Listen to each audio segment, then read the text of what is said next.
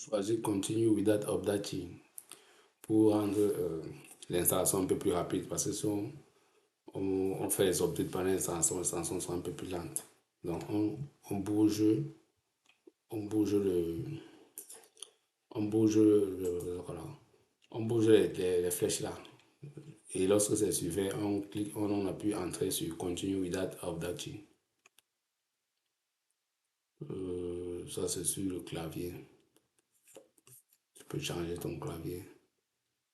Moi je vais prendre le clavier français. Je vais choisir French. Maintenant, il faut bien choisir le bon French parce qu'il y a French Canada. Bon, French sans précision, je pense que c'est le clavier français des Français. Choisis ça, variant French.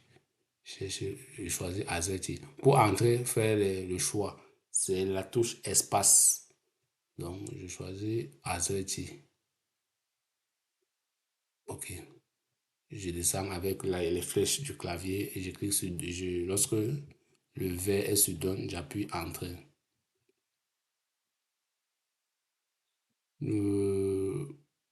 On laisse à Ubuntu, bon, on touche rien. Lorsque le curseur est vert sur Donne, on appuie toujours Entrer. On laisse à DHCP, on le configure, on appuie toujours sur Entrer. Oui, il va fournir les adresses lui-même. Pour si on ne touche pas, on appuie toujours sur Entrer.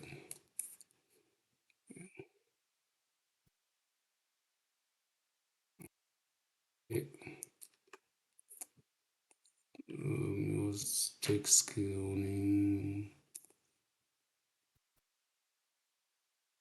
bon, on attend, il trouve le package d'abord.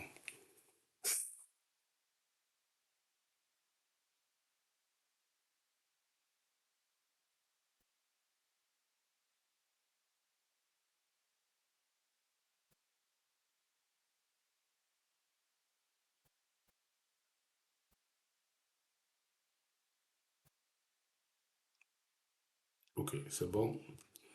On ne touche pas ici. On continue. On descend, on se donne. Toujours pas touche. Il va faire des partitions par défaut. Mais vous avez le temps, vous modifiez les différentes partitions. Vous conseillez à comment faire ça. Si vous ne connaissez pas, vous cliquez par défaut à Donne. Étant dans la machine, vous pouvez maintenant modifier si vous voulez. Je mets Donne. On te demande est-ce que tu es sûr de vouloir continuer. Tu veux continue. Tu attends maintenant. Le nom, c'est ton nom, le nom du serveur, bref, toutes ces informations. Tu mets ton nom, moi je vais mettre mon nom rapide. Le nom du serveur.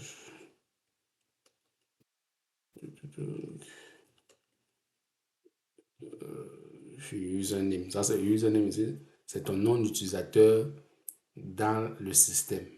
Le username.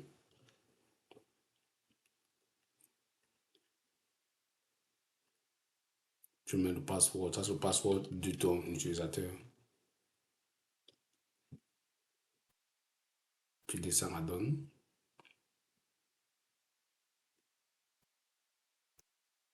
Enable Ubuntu Pro, non, parce qu'il faut l'argent.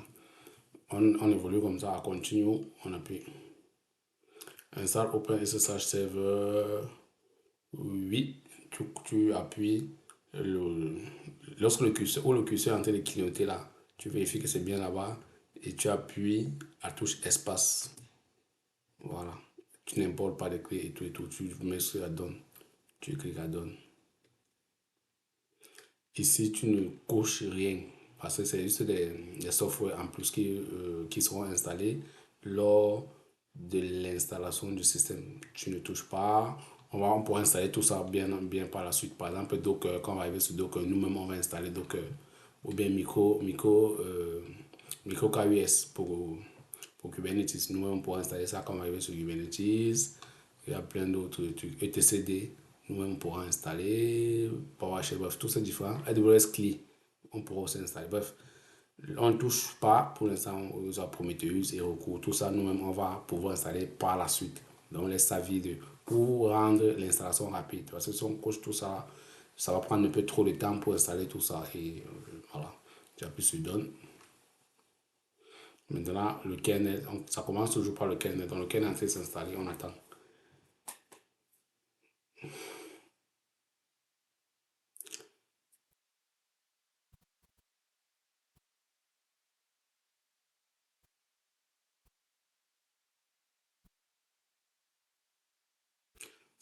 Ça risque de prendre un peu plus de temps. Je ne sais pas si je vais faire comme les Indiens.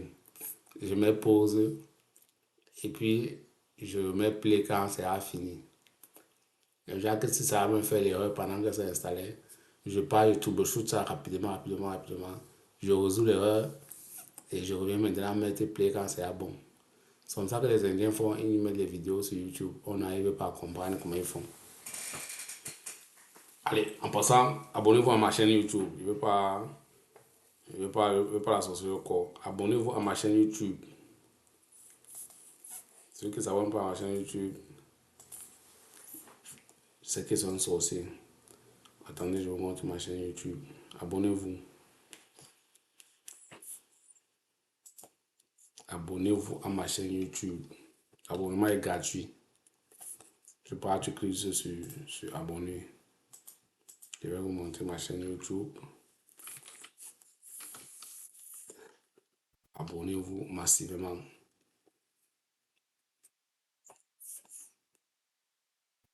Voilà. Abonnez-vous massivement à ma chaîne YouTube. Les contenus arrivent. Ils sont en train de travailler sur de nombreux contenus. Donc, j'ai déjà 12 subscribers avec 2 vidéos déjà publiées. Donc, dans la vidéo, si j'explique comment créer un VPC sur AWS. Mais bon, c'est pas grave. J'ai 28 viewers. Donc, abonnez-vous déjà à ma chaîne Become DevOps.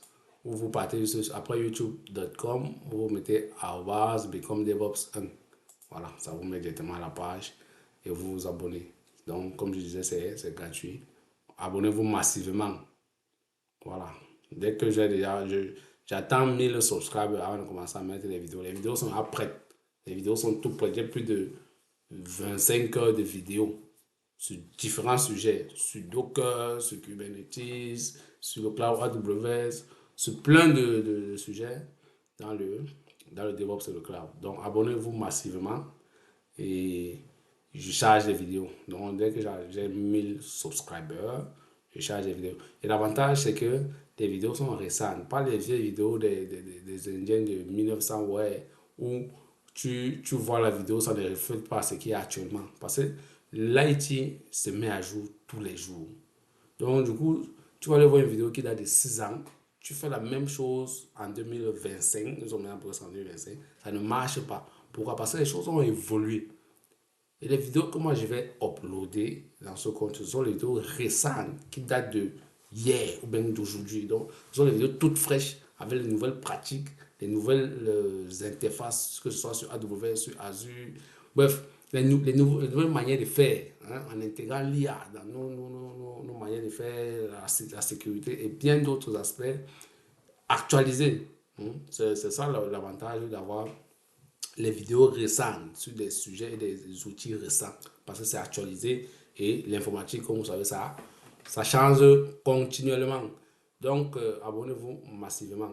Bon, on regarde sur notre installation. L'installation est toujours en cours. Voilà, l'installation est toujours en cours. Abonnez-vous massivement. Je vais uploader des vidéos qui seront très pertinentes. Très pertinentes. Donc, je vous attends, abonnez-vous. Et on va faire de très belles choses. Moi, mon objectif en 2025, c'est de partager au maximum possible mes modestes connaissances au plus grand nombre de personnes qui seront intéressées par le DevOps ou bien le cloud. C'est un peu ça, c'est ça l'objectif. C'est l'objectif de 2025. Toucher au moins, mon objectif, c'est de toucher plus d'1 million de personnes à travers mon contenu sur les réseaux, que ce soit sur TikTok, sur YouTube et peut-être sur Instagram, hein, si on migre vers là, lorsque on va couper TikTok aux Américains.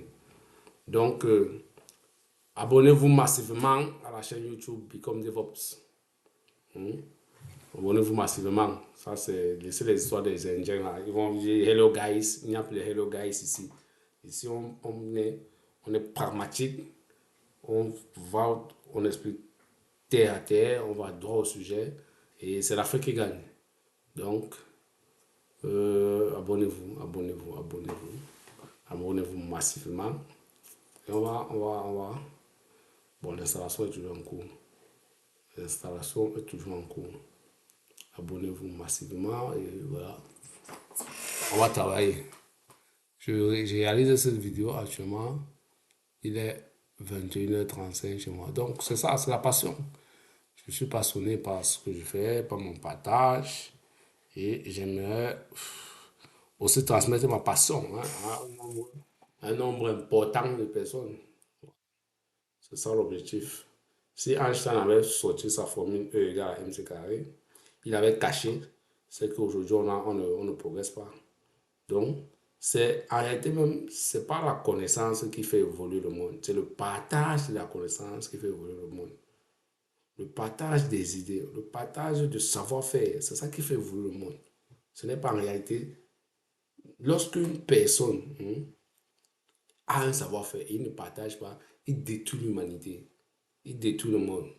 Mais nous ne sommes pas là, nous ne sommes pas à ce niveau, nous sommes là pour vulgariser au maximum possible le peu d'expérience ou bien de connaissances que nous avons à travers que ce soit des formations, des bootcamps, des lives, des talks et bien d'autres, juste pour booster celui qui va s'intéresser et qui doute encore, qui doute que est-ce que c'est possible, est-ce que ces différents doutes-là, l'objectif de parler chaque jour, c'est de vraiment donner de la chance à tout le monde, que tu sois à Balmayo, que tu sois à Cotonou, que tu sois à Yamoussoukro, que tu sois où, partout au fin fond de l'Afrique, si tu as accès à un ordinateur, tu as accès à une connexion Internet, tu peux faire des merveilles. Il faut juste s'intéresser à des choses pertinentes, pas au Balthazar, pas au machin, bien d'autres. Il faut s'intéresser aux trucs qui, qui peuvent faire progresser. Et on est à l'ère de la révolution des technologies de l'information. C'est à cette terre que nous devons s'arrimer. Si nos parents, dans le début des années 90, ne se sont pas arrimés à la révolution technologique parce que dans leur tête, bon, eux, on peut même les considérer ça parce que dans leur tête, tout ce qui était évolution émanait du blanc, émanait de la sorcellerie, émanait de plein d'autres aspects. Parce qu'ils n'avaient pas la connaissance que nous, on a aujourd'hui de manière très facile. Donc, il est donc temps pour nous de comprendre qu'on a la chance. Un petit Indien ou bien un petit Chinois, dès qu'il est né, il a les mêmes ressources que nous. Même s'il n'a pas le même environnement, il a les mêmes ressources que nous. Il a accès à Internet, nous on a accès à Internet. Il a accès à des outils informatiques, nous on a accès à des outils informatiques. Donc, on ne, on ne peut plus se justifier en disant que ils sont en Chine, ce sont les Chinois, ce sont les Européens, ce sont les Indiens. Non, non, non, non. Il n'y a plus ce genre d'excuses. Parce que nous-mêmes, on a les mêmes ressources qu'eux. Même si l'environnement n'est pas quand même le même. Mais si on a les mêmes ressources, on peut. On en a eu Samuel Eto'o qui a été footballeur. Il a commencé au Cameroun. Et puis il est devenu le meilleur footballeur du monde. Est-ce que c'est pourtant qu'il est resté au Cameroun, il a dit, moi je n'ai pas les mêmes centres d'entraînement comme Messi à la Masia? Non. Non. Mais Messi était assis, il a vu, Messi a appelé Eto'o papa. Donc, ça peut dire, on va plus se justifier. Là, on n'est plus à se justifier que non, on n'a pas les moyens, on n'a pas la lumière, on n'a pas. Non, avec ce qu'on a, on peut valoriser, on peut se former, on peut progresser, on peut faire des merveilles. Donc, intéressons-nous aux choses qui vont nous faire progresser et on va progresser, c'est tout. C'est pas la magie, c'est pas la sorcellerie. On s'intéresse à ce qui fait progresser et on progresse tout simplement. Allez, l'installation est terminée. Tout ce que je vais faire, bon, je ne vais pas regarder les logs, il n'y a pas le temps pour regarder les logs. Je vais juste rebooter le système. Je clique sur Reboot System. Je choisis Reboot System là, tout simplement. Puisque bon, on peut regarder les logs hein, pour voir si ça s'est bien passé, s'il n'y a pas eu de message d'erreur. Mais on va gagner un temps. On choisit juste reboot now. Ça va redémarrer ça va redémarrer la machine et allumer mon serveur.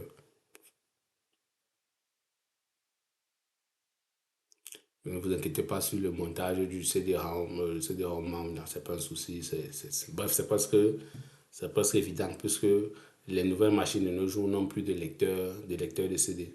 Du coup, quand la machine veut lire ce device, il ne trouve pas, il dit juste file, tu montes, bon, voilà, comme vous disiez. L'anglais, je m'améliore. Ça va, je lancer mon système.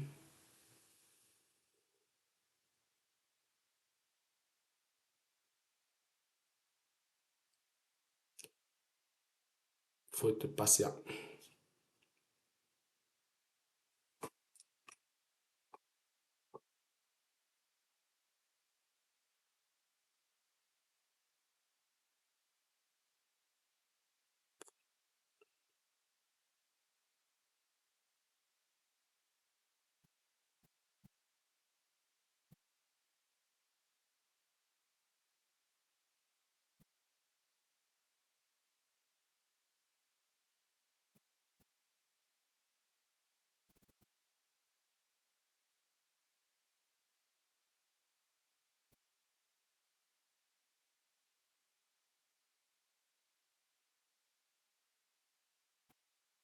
Ok, mon système s'est relancé. Oui, ne vous inquiétez pas, ce message-là, c'est juste le fingerprint, un soupçon de fingerprint et tout. Donc, je vais fournir nom, mon, mon nom d'utilisateur et mon mot de passe. Bingo, je suis connecté. Je suis connecté sur ma machine. En tant qu'utilisateur Franklin, le nom du serveur, c'est Franklin. Donc là, je peux maintenant travailler sur mon serveur en toute quiétude. Donc voilà de manière rapide comment installer Ubuntu en machine virtuelle à l'aide de Oracle VirtualBox.